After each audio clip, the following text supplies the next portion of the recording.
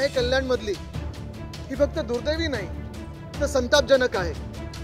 हे सगळे जे वाद निर्माण झालेले आहेत समाजात असतील जातींमध्ये असतील किंवा हे मराठी अमराठी वाद खास करून गेल्या 2 वर्षात भाजपचं आणि एकनाथ शिंदेंचं 2.5 वर्षाचं मागचं सरकार आणि आत्ताचं सरकार ह्या वादाला जास्ती कुठेतरी प्रोत्साहन देते का हे पाहणं गरजेचं आहे। आठवण करा गेल्या 2-2.5 वर्षामध्ये असे अनेक वाद झाले जिथे हाऊसिंग सोसायटीमध्ये मराठी माणसाला परवानगी देत नव्हते।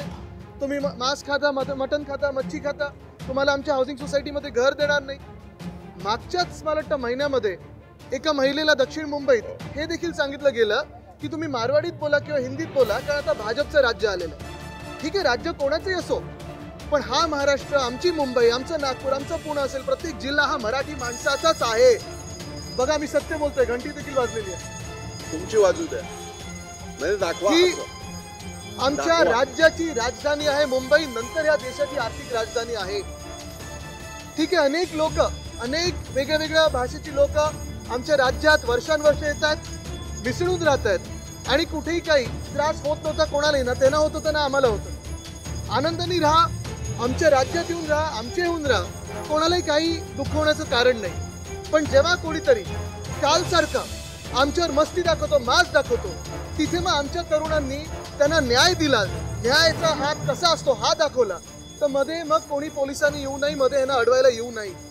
काल जसं त्या मराठी माणसाला तिथे मारलेलं आहे हत्यारं चालवली त्याच्यावर तसंच कालचे त्या कोण शुकला होता ना त्याचं तोंड कोणी सुजवलं हातपाय कोणी तोडले तर मग मध्ये पोलिसांनी येऊ नये।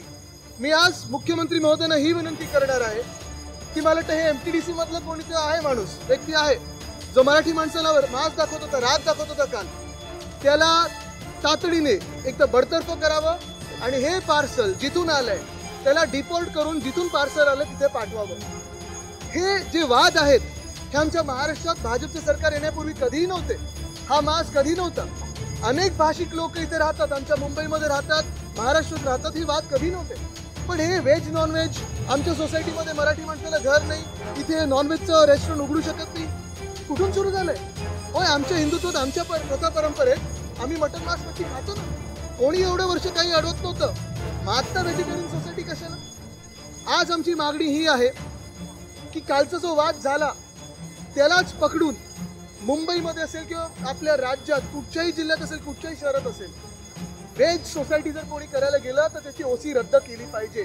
मराठी माणसाला जर घर दिलं नाही त्याची ओसी रद्द झाली पाहिजे त्या हाऊसिंग सोसायटीवर कारवाई झाली पाहिजे। जर कोणी आपल्या मराठी माणसाला दाबण्याचा प्रयत्न केला तर महाराष्ट्र द्रोहाचा गुन्हा त्याच्यावर दाखल झालाच पाहिजे ही आमची मागणी आहे।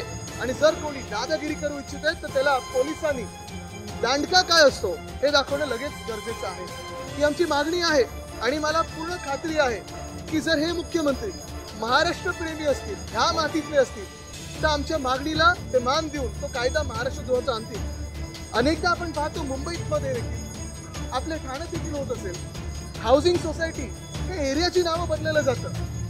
न्यू कफ परेड कफ तुम्हाला झालाय आम्हाला कशाला खोकला त्याचा वडाळा बोला ना काय लाज वाटते तुम्हाला वडाळा बोलण्यात। अप्पर वरळी रियाना शिवडी आहे शिवरी नाही तर शिवरी या शिवडी आहे परळल्या कशाला ही सगळी नावं बदलताय यांचेच एक मंत्री आहेत लोधा विचारा काय नक्की आहे। आणि हा सगळा विषय मला वाटतं भाजपने याच्यावर उत्तर देणं गरजेचं आहे।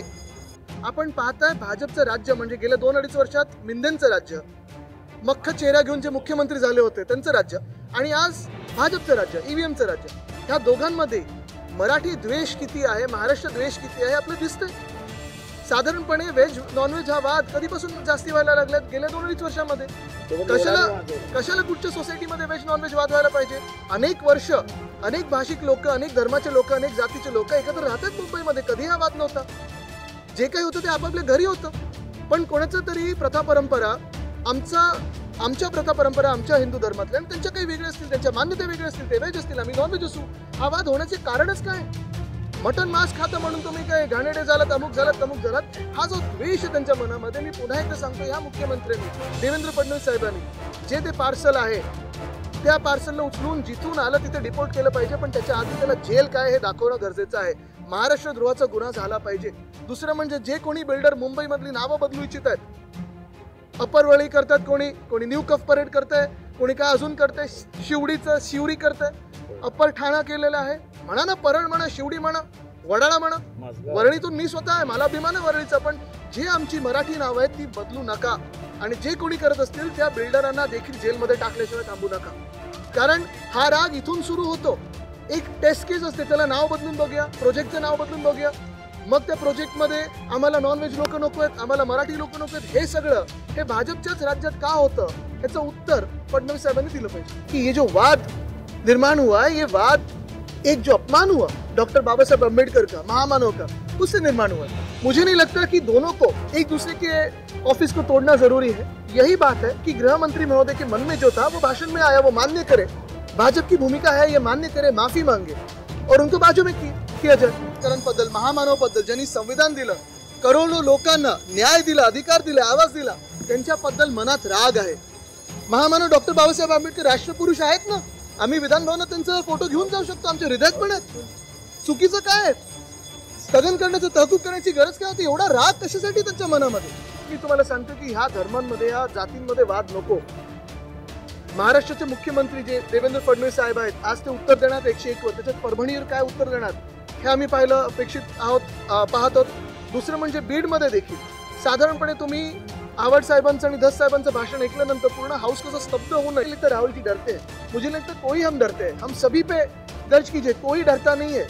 हमारी मांग यही है कि गृह मंत्री जी इस्तीफा दे, क्योंकि उन्होंने महामानव डॉक्टर बाबा साहेब आम्बेडकर का अपमान किया है. कार्रवाई अभी हम तो अपेक्षित आज ही कर रहे हैं, लेकिन अधिवेशन कल खत्म हो रहा है. अगर आप देखें तो मंत्रियों को अपने पोर्टफोलियोज भी पता नहीं है, कैसी चल रही सरकार. अगर अभी से ऐसे झगड़े हैं, जो एक डीसीएम है वो मांग रहे हैं हमें नगर विकास दीजिए, हाउसिंग दीजिए, एमएसआरडीसी दीजिए, ये स्वार्थी क्यों बन रहे लोग? जनता की सेवा करे. हुआ है ना आपका 2.5 साल मुख्यमंत्री करके. तर नाही, आपल्या देशाच्या इतिहासामध्ये अशी मर्डर कधी झाली असेल, एवढी भयानक मर्डर कधी झाली असेल, आणि राजकीय मर्डर झाली. खरं जर पाहायला गेलं तर भाजपचे कार्यकर्ते होते, भाजपचे सरपंच होना कोणी, हे आम्ही तिथे हाऊसमध्ये राजकारण आणलं नाही. पण भाजपच्या कार्यकर्त्याला देखील भाजपच्याच राज्यामध्ये न्याय मिळेल का? ज्या मंत्र्यावर आरोप झाले त्या मंत्र्याला बाजूला केलं जाईल का? फडणवीस साहेबांनी अनेक भाषणं विरोधी पक्ष नेता म्हणून अप्रतिम केली, पोटापासून केली, त्यांच्या मनापासून केली. पण तेच आज मी फडणवीस साहेबांना अपील करत आहे की फडणवीस साहेब, आज भाषण तुम्ही विरोधी पक्षाच्या बाकावर न द्या आणि निर्णय मुख्यमंत्री म्हणून द्या. तो निर्णय आम्हाला अपेक्षित आहे.